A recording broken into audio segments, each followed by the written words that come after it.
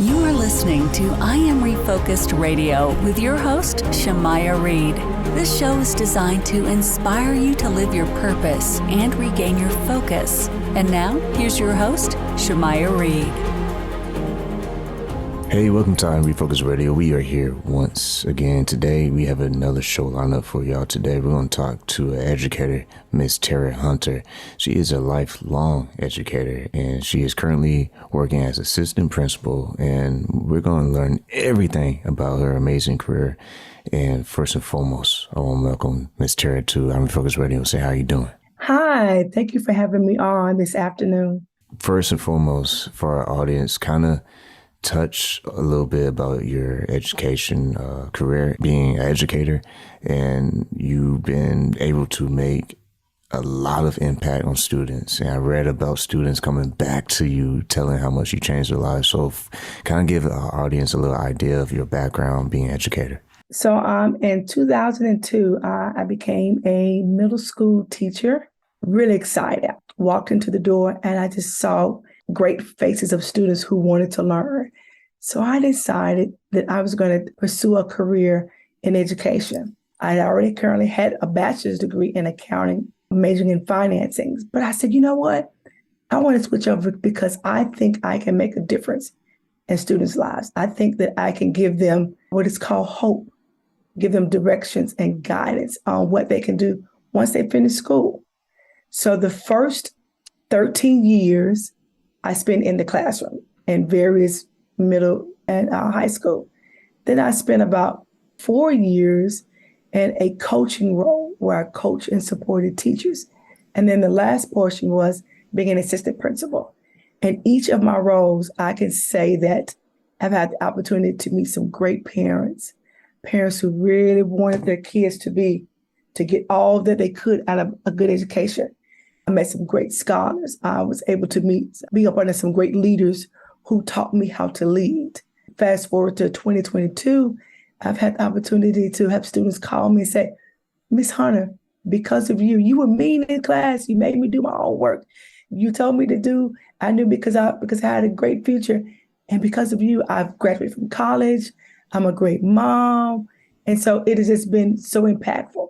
But during those years, those early years, I just, I didn't see the fruit of my labor, but now I'm seeing it because I'm getting a lot of reach out, multiple social outlets of students saying, hey, thank you for being my teacher. Thank you for seeing the best in me. Thank you for being there when no one else was there for me, but you were always there. I'm making sure that I had the school supplies, that I had clothes. I've even had parents with getting them furniture. I even have a teacher get a car that was walking to work. So wherever there was a need, I asked God to give me the strength and the ability and the finances to be able to be a blessing. And because of that, I am just overexcited when I wake up each day knowing that I've impacted someone's life. This time, Refocus Radio talking to our guest, Tara Hunter, and your work has also been recognized by the Melinda and Bill Gates Foundation. Can you kind of explain to the audience what that was all about and how you were able to receive that amazing recognition? Back in the early 2000s, Melinda and Bill Gates partnered with my local school district and trying to incentivize teachers to go in and work hard to make sure that all of our scholars get the opportunity to get a great education. So as a I call myself a math expert because I do have a finance background, I took upon myself to find out exactly what the students needed to know to be successful. And so I did. And I did it. I was just being a great teacher every single day. And when Melinda and Bill Gates saw my scores at the end of the school year, they recognized me. And what it was, they were looking for all level 5 teachers. Been a level 5 teacher for more than 10 years of my teaching career. That means that more than 75% of my students met or exceeded their academic goals. And that was a great recognition by Melinda and Bill Gates. They even brought me in, and they brought all of us in from the state of Tennessee into an event and just kind of celebrated the great success that we did with our scholars. And we just kind of gave them some nuggets of things that we did, like making sure that we knew all of our students' learning styles, making sure that I knew what my students' needs were outside of the classroom, because that's important. A lot of teachers don't understand that you can't just go in and teach. You got to know, who are my students? What do they do when they leave your classroom? So as an educator, I made sure that I knew that. Like, what do my students have to encounter when they're at home? Everybody didn't have those rose picket fence lifestyles. So you got to make sure that you know what they have going on. So then they trust you. Then when they trust you, then they're more apt to meet your goals. And I made things so attainable for them. So when I was able to speak with the Melinda and Bill Gates Foundation, I was able to tell them, as I was able to reach my students, not only on an academic level, but on a social level. And those two connections made it a win-win for them. And at the end, even though they recognized me, I applaud all of the students I had the opportunity of teaching, because they were the real winners. Because now they're able to go off and have career choices, college or technology or whatever they wanted to do, become teachers. I gave them that, what I call that globe in my classroom, to where they can spin it and do whatever they want to do as a career. And like we said earlier, you've been teaching for over 20 years plus. And you mentioned about your bachelor's, but you also have 2 master's degrees. Yes. When you are looking back and right now, current position being assistant principal, what was it like to see you grow in progress as a professional educator? Because like you said, you're dealing with students and you see them grow up and now they have kids and then they're reaching back to you saying how you made impact in their lives. How have you seen yourself just as a professional educator? I make sure that all my students get the same type of support as if I've just met them. So I never assume, well, this worked last year, so let me try this year. No, I'm always getting to know who they are. So as a professional, I've always had a growth mindset. I'm always looking for growth. I'm looking for opportunities to become a better teacher or become a better administrator. So I always take what I do each day is I always do self-reflection to making sure that I am meeting my students' needs, but also making sure that I keep feeding myself, so I have things to pour out to them. Don't want to ever stand in front of anyone and not have the information and the tools they need for them to be successful while I'm growing myself. And in the news, it's been a popular observation. A lot of teachers have been resigning, unfortunately. What are some of the things that you and your colleagues try to focus on to maintain that positive mindset that we're trying to help these students? How do y'all keep that momentum going forward? In my role as an administrator, one of the things that I work hard in doing is making sure that I have touch points throughout the day with my teachers, making sure that I understand what their needs are. So for me, relationships is very important. So I make sure I know who my teachers are outside of the classroom, because a lot of times that's impacting them in the classroom, just like our students. So I build those positive relationships with them. And then I give them small wins each day so that they can see that being in the classroom is rewarding. A lot of times everybody's looking for the big goal, which is at the end of the year, those STAR test goals. But teachers have to have those each everyday small goals, because little small goals will lead you to your big goals. You mentioned about teachers are leaving the profession. Being an educator is hard. One of the things I think society takes for granted is that teachers are true heroes. They had to take 25 or more households in one classroom and make them become one unit. That is a job, that is a task that it is not for the faint at heart. You've got to be able to go in and say, this student here has this going on, this student over here has this going on. How do I make them all come together? So as a leader, I give them the tools they need to make sure that they can have all students heading toward the same goal, and that's for them to have academic success. And that is hard. And I think a lot of teachers are just getting burnt out because it's a lot. Being in COVID for that year and a half, almost 2 years, it has changed our education system. Our scholars were at home, they were on the computers, and so they didn't have that strict 8 hours in the classroom with the instruction and a lot of downtime. So that has impacted our education system. So now we have to say, what do we need to do different to keep our kids in the classroom as well as keeping our educators in the classroom? And the answer is, we got to stop and say, what is more important is what is it? And I would say the first thing is making sure that we support our teachers, giving them the tools they need and the support. Everybody likes to be appreciated, from the big to the small. And then with our students, partner with our parents and say it's important that they come to school each and every day and that you stand with us. And when schools make decisions, support those decisions, because that is what I think is causing a lot of educators that I have been in contact with to leave. It's like, Mom, you got to support us. Parents don't understand we are with your children more than you are. And let's be honest, school starts at 7, they get home at 5, you eat dinner, they go to bed at 8. They spend the most of their day at school. So if we say we need some support, stand with us. And that is what teachers are asking for the parents to stand with us, because we know that you want your child to be successful, but there's some things that we need to partner with to make sure that takes place. And when you are creating systems for students to be successful, and with your current role, how do you do that? What are some of the things you try to do to create systems for not just teachers to be able to function, but the students to excel?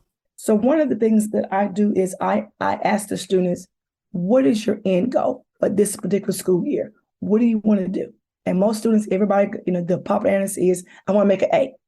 Okay, well, what are the things that you're going to do? So I give them this, what I call a web.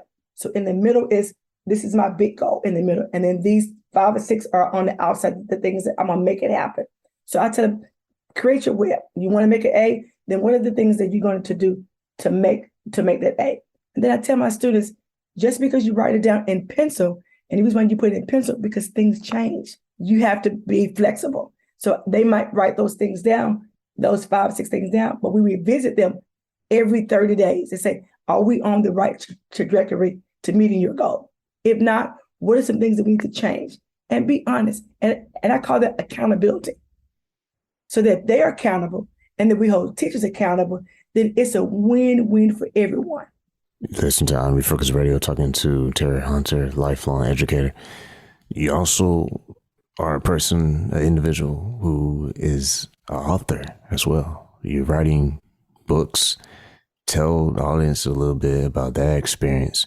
And is there a current book that you're working on? Yes, during this season of what I have experienced, it has birthed 2 books. The first book is called Going to Mimi and Papa's House. It's a children's book that I dedicate to my 2 small grandchildren.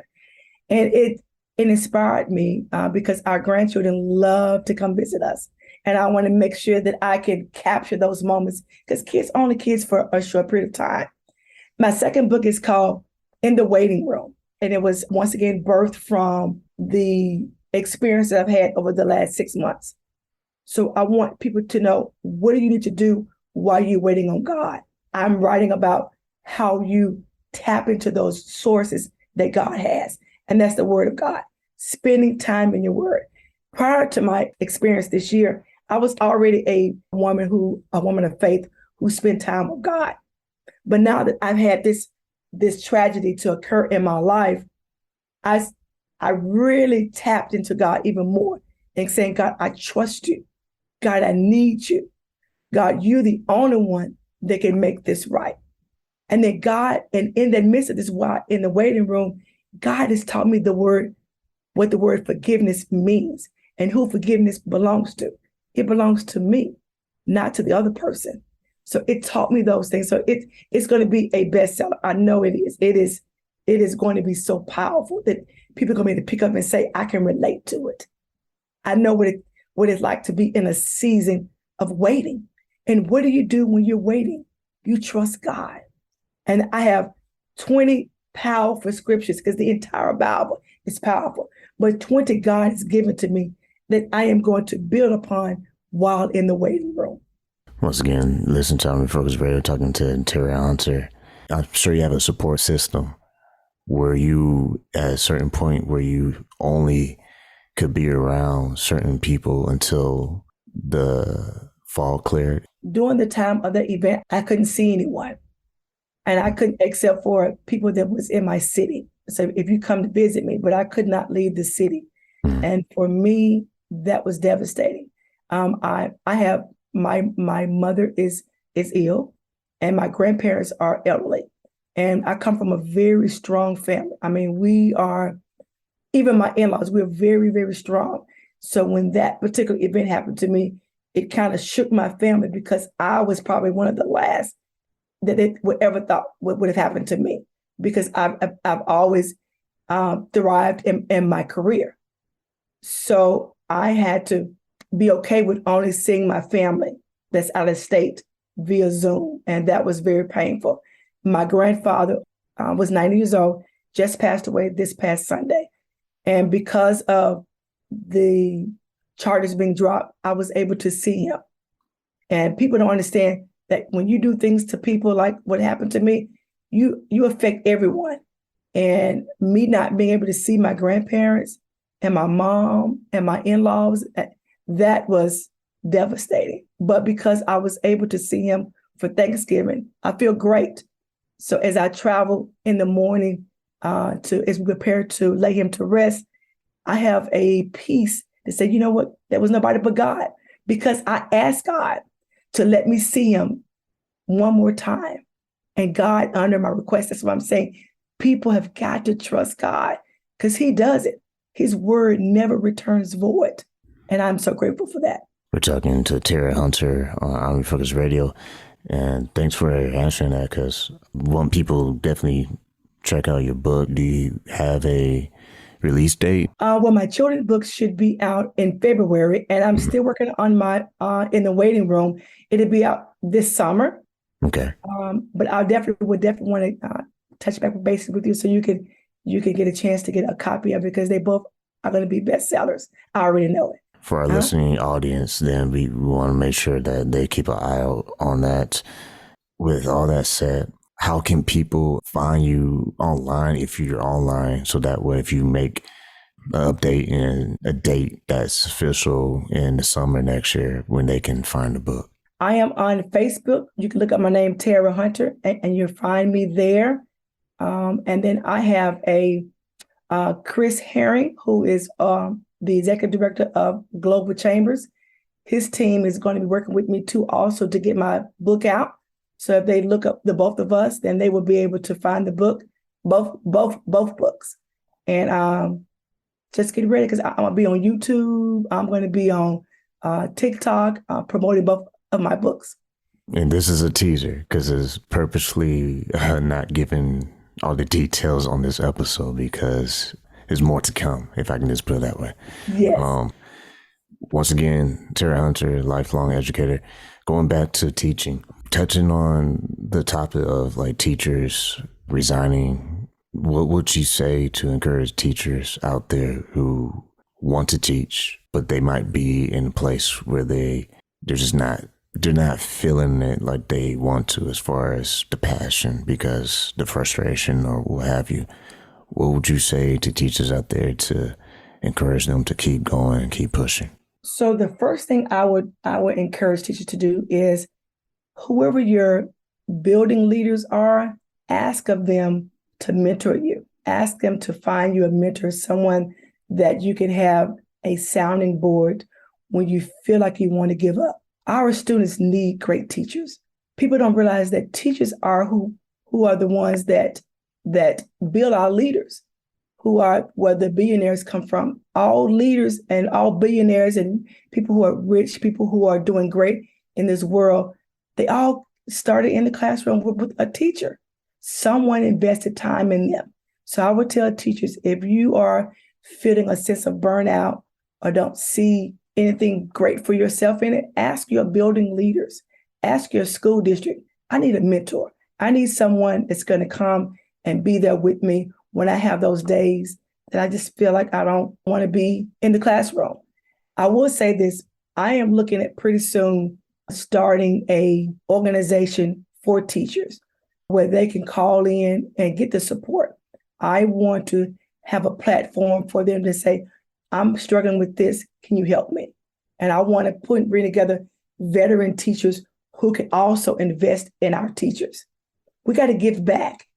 And I think that's a platform that's not been developed yet. And I think that's something that I want to do in this real near future, probably the next 6-7 months, is have a place where teachers can come and they can call, and there are veteran teachers who have been through what they are experiencing and give them some support. Because I promise you, every classroom that I know of and that I've seen has great educators, because this is not something that people just wake up one morning and say, I want to be a teacher.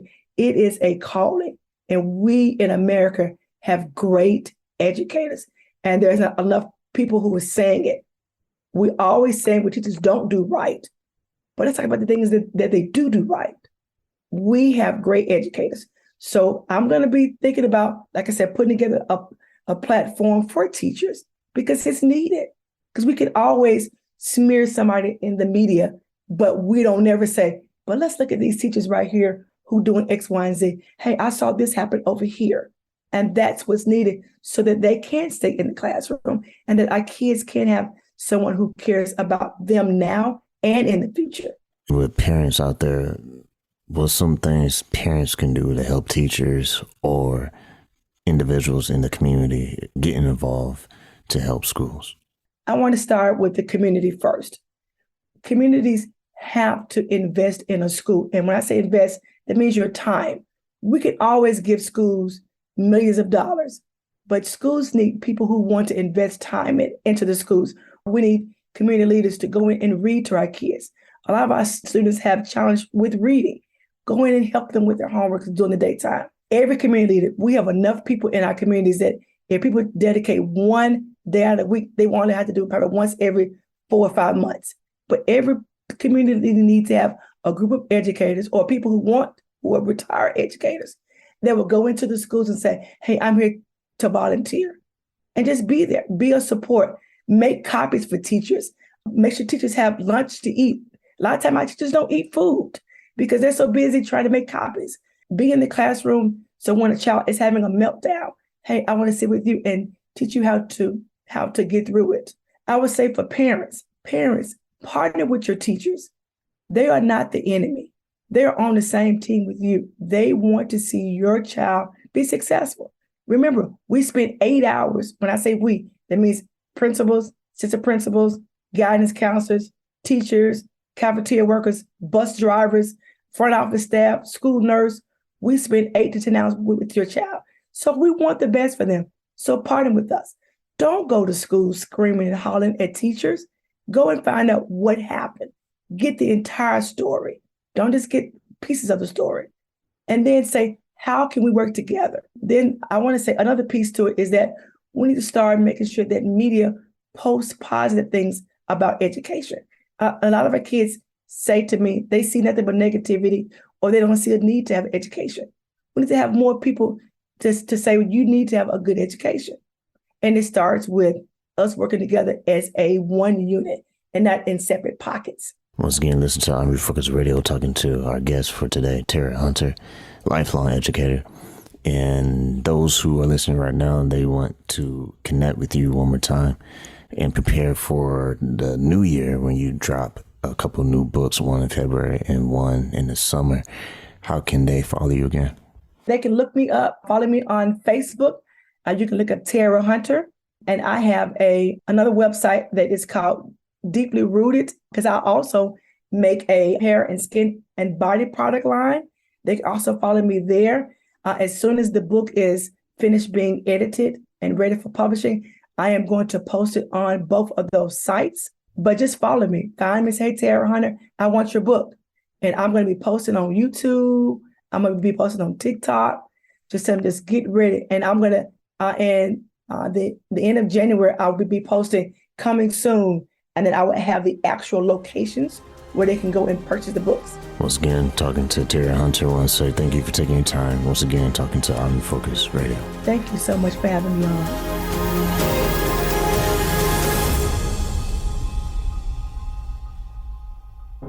Hey, it's Shemai Reed with I Am Refocused Radio. Make sure you go to IamRefocusedRadio.com to listen to today's episode. Once again, like we always say, keep God first, stay focused, and peace.